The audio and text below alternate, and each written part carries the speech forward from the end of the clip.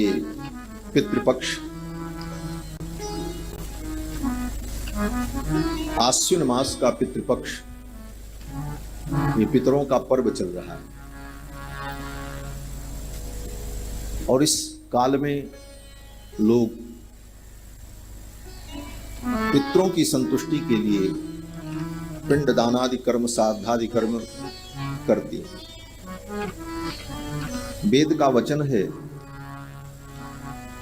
कि देव पितृ कार्याभ्याम न प्रमदितव्यम, देवता और पितरों के कार्य से प्रमाद नहीं करना चाहिए।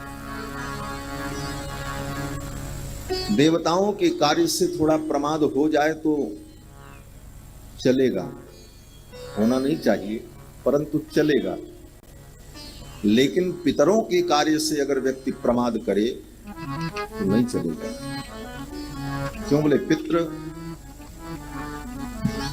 असंतुष्ट हो जाते और पितरों के असंतुष्ट होने पर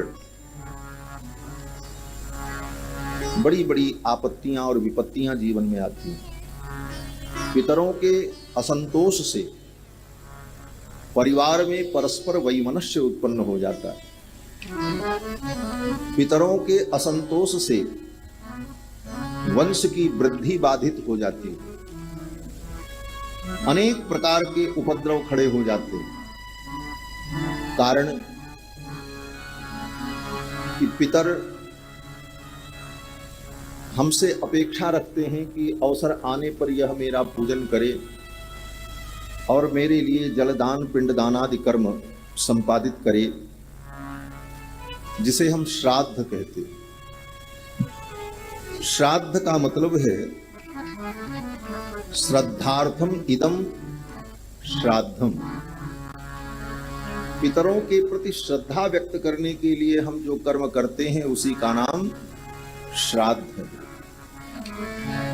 दूसरा अर्थ यह भी है श्रद्धया कृतम संपादितम तत्श्राद्धम, श्रद्धा पूर्वक पितरों के लिए हमने जिस कार्य का संपादन किया शास्त्र विधि से, उसका नाम श्राद्ध है।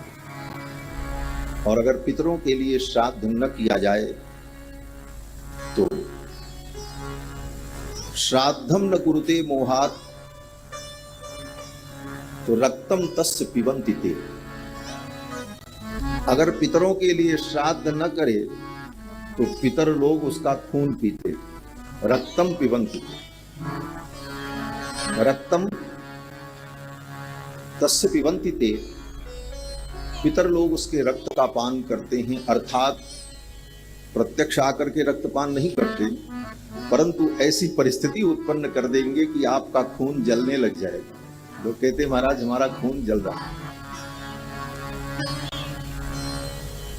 पितर दिखाई नहीं पड़ते, परंतु पर्व आने पर पितर ये आकांक्षा करते हैं, इस प्रसन्नता से आते हैं कि मेरे वंश में उत्पन्न लोग मेरे लिए कुछ करेंगे।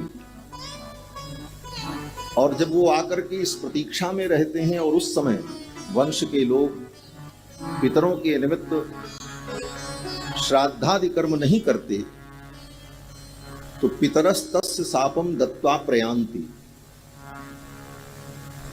फिर पितर उसे शाप देकर के जाते हैं, क्रोधित होकर के जाते हैं। इसलिए पितरों के लिए श्राद्धादि कर्म जो विहित है उसे भगवान की आज्ञा मान करके, आज्ञा कैंकर्य मान करके करना। यद्यपि हमारे वैष्णव सिद्धांत में भगवान की उपासना को छोड़कर किसी अन्य की उपासना विहित नहीं है, परंतु भगवान की आज्ञा मानकर, इसे आज्ञा कैंकर्य मान करके वैष्णव भी नित्य नियम से पितरों का तर्पण श्राद्धादि कर्म संपादित करते हैं। आज्ञानुज्ञा विभागेन द्विधा शास्त्रीय पद्धति, आज्ञा कैंकर्य और अनुज्ञा कैंकर्य। आज्ञा कैंकर्य क्या है? हमारे यहाँ तो वैष्णव सिद्धांत में भगवान का कैंकर्य ही परम विलक्षण मोक्ष है। अलग से कोई मोक्ष हमको मिलेगा वो शास्त्र में सब वर्णन है, परंतु हमारे आचार्य कहते हैं भगवान के कैंकर्य में हमारी अभिरुचि दृढ़ हो जाए और भगवान के कैंकर्य को करके हमारे उस कैंकर्य से भगवान को प्रसन्नता हो और फिर भगवान की वह प्रसन्नता देख करके हम प्रसन्न हो, यह वैष्णव धर्म है। तो भगवान का कैंकर्य क्या है? बोले आज्ञा अनुज्ञा, दो प्रकार के कैंकर्य। भगवान ने शास्त्र में जो आज्ञा दी है उन आज्ञाओं का पालन करना, ये भगवान का आज्ञा कैंकर्य। आज्ञा कैंकर्य क्या है? वे सत्यम वद धर्मम चर, ये जितने वचन हैं वेद के और जो जो कर्म आवश्यक हैं, नित्य कर्म हैं, उन नित्य कर्मों को और नैमित्तिक कर्मों को भगवान की आज्ञा मान करके करना, ये भगवान का आज्ञा कैंकर्य। पितरों के निमित्त श्राद्धादि करने के बाद भी भावना यही की जाती है, अनेन श्राद्धेन पितृरूपी जनार्दन प्रियताम नमो। पितृरूपी जनार्दन भगवान ही। एक बार एक प्रसंग मुझे याद आया, हमारे श्री गुरुदेव भगवान श्राद्ध करा रहे थे, हम लोग वहां बैठे थे। तो श्राद्ध में एक विधि आती है कि जब पितरों का परिवेषण किया जाता है, आसन देने के बाद, उनको अर्घ्य देने के बाद, पूजन करने के बाद अन्न का परिवेषण होता है। तो अन्न का परिवेषण करने के पहले एक विधि आती है बीच में कि थोड़ा अन्न और जल लेकर श्राद्ध भूमि के बगल में थोड़ी दूर पर उस अन्न का विसर्जन किया जाता है और वहां पर एक वाक्य बोला जाता है, एतत् भूस्वामी पितृभ्यो नमः। यह बोलकर एतदन्नम एतद् भूस्वामी पितृभ्यो नमः, ऐसा बोल करके वो अन्न जल दिया जाता है। वाक्यार्थ उसका ये हुआ कि एतदन्नम एतद् भूस्वामी पितृभ्यो नमः, यह अन्न इस भू के स्वामी को मैं दे रहा हूं। तो जिसका श्राद्ध हो रहा था उन्हीं का घर था। तो हमने गुरुजी से कहा, गुरुजी ये जिसका श्राद्ध हो रहा वही इस भूखंड के स्वामी थे, उन्हीं का तो घर है और उन्हीं के लिए श्राद्ध हो रहा है, तो ये अलग से एतदन्नम एतद् भूस्वामी पितृभ्यो नमः यह देने का तात्पर्य क्या है? तो गुरुजी ने मुस्कुराते हुए कहा, एतदन्नम एतद् भूस्वामी पितृभ्यो नमः अर्थात पृथ्वी के स्वामी तो भगवान हैं और पृथ्वी के संपूर्ण पृथ्वी के स्वामी भगवान हैं। और भगवान जब अवतार लेकर इस धरती पर लीला करते हैं तो वो किसी को अपना पिता बनाते हैं। तो भगवान जो भूस्वामी हैं, लोक लीला में उनके जो पिता हैं, उनके लिए ये समर्पण किया जा रहा है, श्री दशरथ जी महाराज के लिए, श्री नंद बाबा के लिए, श्री वसुदेव जी के लिए। ऐसी उदात्त भावना, एतद् भूस्वामी पितृभ्यो नमः। तो श्राद्ध कर्म जो है, इस कर्म के द्वारा किसी न किसी रूप में भगवान की ही आराधना की जाती है। और जो श्राद्ध का अनुमोदन करता है और जो श्राद्ध करने की प्रेरणा देता है और जो श्राद्ध कर्म करता है, उन सबको समान पुण्य की प्राप्ति होती है। अगर हम श्राद्ध न कर सकें लेकिन लोगों को श्राद्ध की अगर प्रेरणा देते हैं, तब भी हमें पुण्य की प्राप्ति है। और श्राद्ध के विषय में नियम है कि कुछ भी न हो, तुम्हारे पास साधन, फिर भी जो कुछ मिल जाए फल फूल, उसी से श्राद्ध कर लो। अगर कुछ नहीं है तो साक से श्राद्ध कर दो। साक माने घास, साग सब्जी। एक कोई ब्राह्मण थे, श्राद्ध का दिन आया और श्राद्ध की तिथि में कुतप काल आया।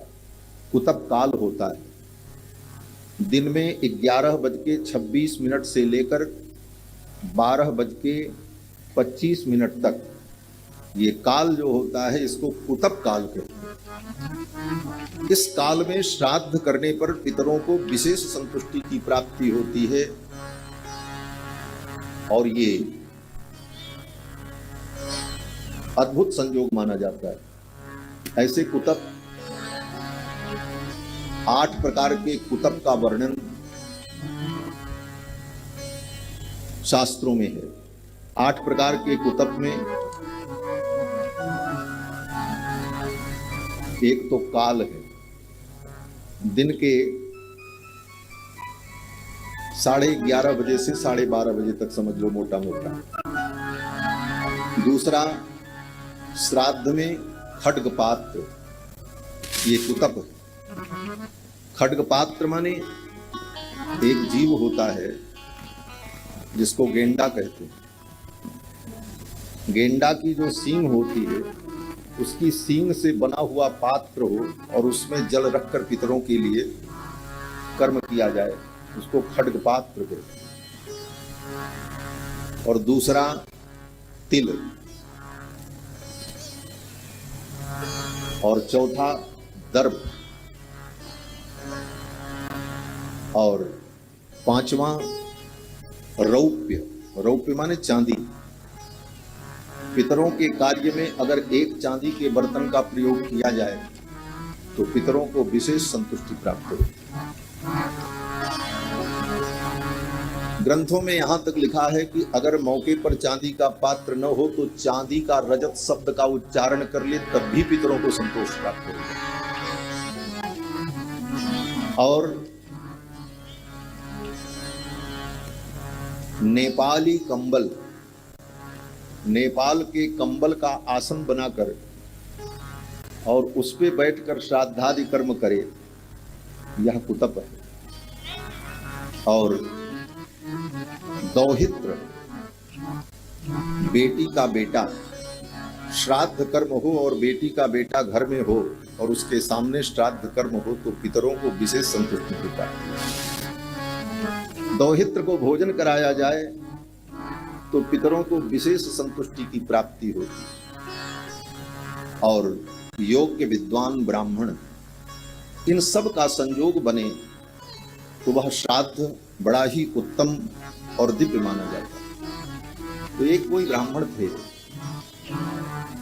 श्राद्ध की तिथि आई और श्राद्ध करने के लिए उनके पास कुछ नहीं था।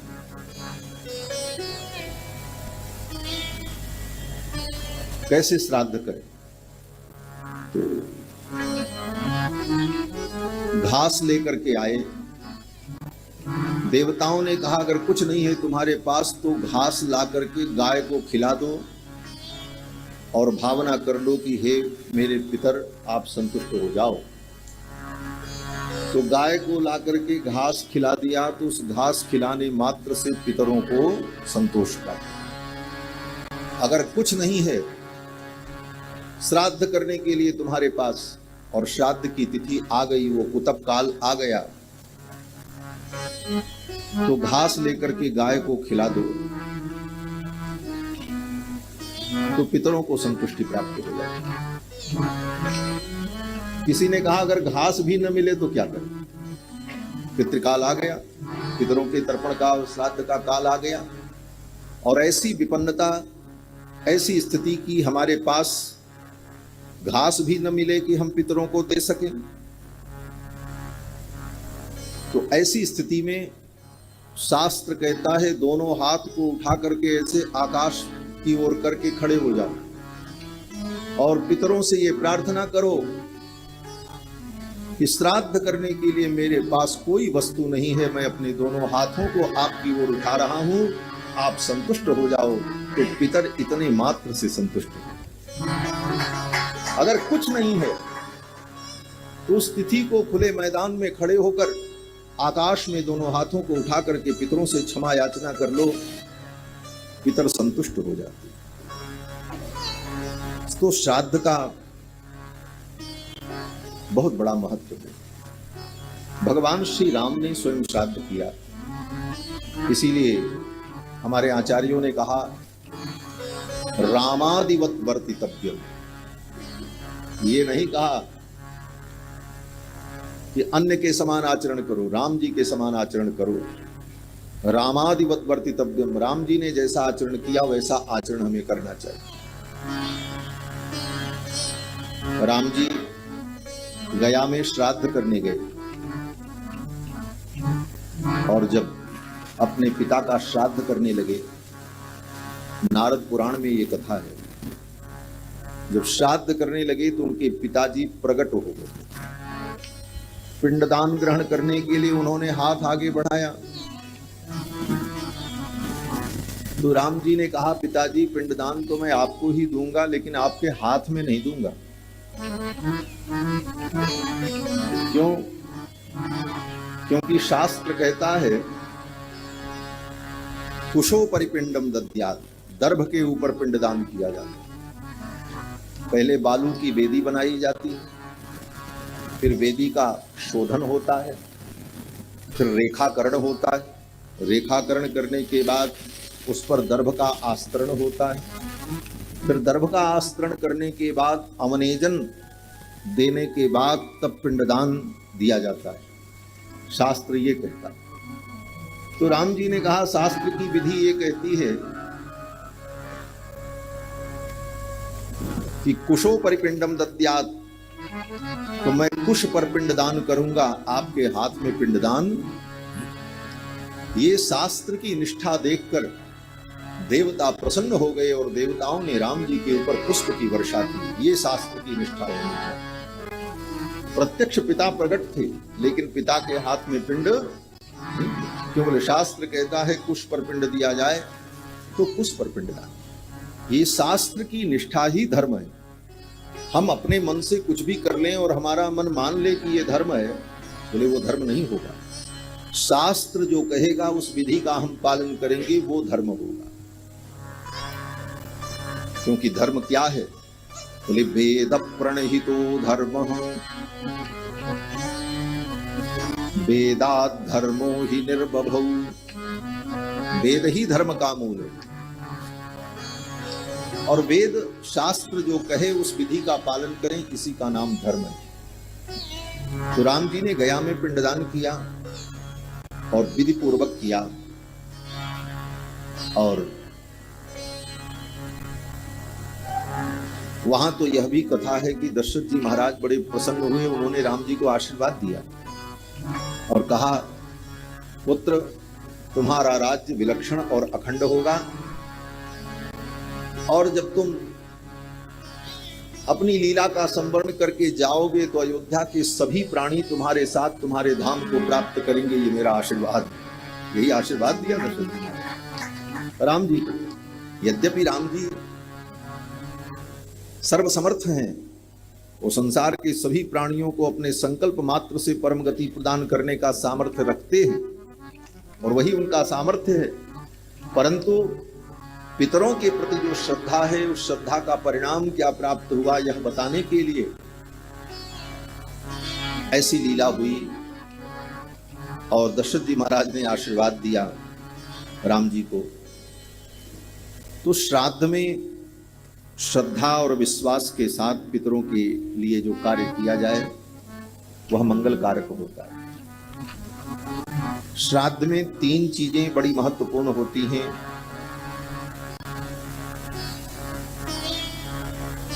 त्रीणि चात्र प्रशंसन्ति। श्राद्ध में 3 चीजों की बड़ी प्रशंसा की गई। कौन कौन सी चीज? शौचम अक्रोध अत्वराम। श्राद्ध करे तो बड़े पवित्रता से करे और हर वस्तु पवित्र हो, ये प्रयास हो। और दूसरी बात, अक्रोधम। श्राद्ध करते समय क्रोध को ना आने दे। अभी इस बात पर मुझे एक बात याद आ गई। जब मैं पीएचडी कर रहा था तो जिनके दिशा निर्देश में हमारा शोध कार्य था, अच्छे महापुरुष थे, कुलपति थे। तो पितृपक्ष आया तो पितृ विसर्जन के दिन उन्होंने हमसे कहा कि आकर के पार्वण श्राद्ध करा देना। तो मैं गया पार्वण श्राद्ध कराने, और जब वेदी को शुद्ध करने का समय आया तो गाय का गोबर, गोमय की जरूरत पड़ती है। तो गोमय के लिए उन्होंने अपने परिवार के ही एक नाती से कहा, ले जाओ गोबर ले आओ। अब वो गोबर लेकर के तो आया, लेकिन वो शहर की गाय कैसी होती हैं आप जानती हैं। जैसा गोबर होना चाहिए वैसा गोबर नहीं था। अब महाराज इसी बात पर वो इतने नाराज हुए कि पहले उठ करके उसको श्रीमन नारायण, और उसके बाद तब आधे घंटे तक उस क्रोध में वो रहे। बाद में धीरे धीरे उनका क्रोध शांत हुआ, तब श्राद्ध करने। श्राद्ध में क्रोध नहीं करना चाहिए। श्राद्ध करते समय क्रोध आ जाए तो वो श्राद्ध अपवित्र हो जाता है। और श्राद्ध में तीसरी चीज अत्वराम, जल्दबाजी नहीं करनी चाहिए। जैसे अन्य कर्मों में व्यक्ति जल्दी जल्दी मंत्र पढ़ लेता है, जल्दी जल्दी क्रियाएं कर लेता है समय के अभाव में, श्राद्ध में शीघ्रता नहीं करनी चाहिए, बल्कि आराम से धीरे धीरे एक एक कार्य का संपादन करना चाहिए। ये मैंने अपने गुरुजी से देखा। तब मुझे ये वाक्य नहीं मिला था शास्त्र का, परंतु गुरुजी जब श्राद्ध करते थे तो मध्याह्न संध्या करने के बाद 12-1 बजे के बाद 12 बजे तक उनका श्राद्ध शुरू होता था और चलता था शाम के 6 बजे तक, 7 बज जाते। पार्वण श्राद्ध करते थे तो एक एक कार्य बड़े आराम से, इतना विलंब करते। तो श्राद्ध में जितना आराम से कार्य करे, क्रियाओं का संपादन करे, वो श्राद्ध उत्तम माना जाता है। और श्राद्ध के द्वारा संपूर्ण विश्व का प्रीणन होता है। जो हमारी सनातन संस्कृति है, सर्वे भवन्तु सुखिनः, सर्वे सन्तु निरामयाः, सर्वे भद्राणि पश्यन्तु मा कश्चित् दुःख भाग् भवेत्, यह उद्घोष जो हम करते हैं, हमारे सनातन धर्म की समस्त क्रियाओं का परम फल यही माना जाता है। श्राद्ध का भी यही परम फल है कि श्राद्ध के द्वारा संपूर्ण विश्व का पोषण होता है। श्राद्धम श्रद्धान्वितम कुर्यात्, श्रद्धा से अन्वित होकर के व्यक्ति अगर श्राद्ध करे तो प्रीणयन्त खिलम जगत, संपूर्ण जगत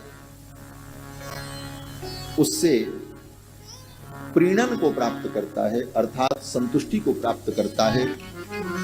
तो श्राद्ध कर्म बड़ा महत्वपूर्ण कर्म है और इस समय पितृपक्ष चल रहा है।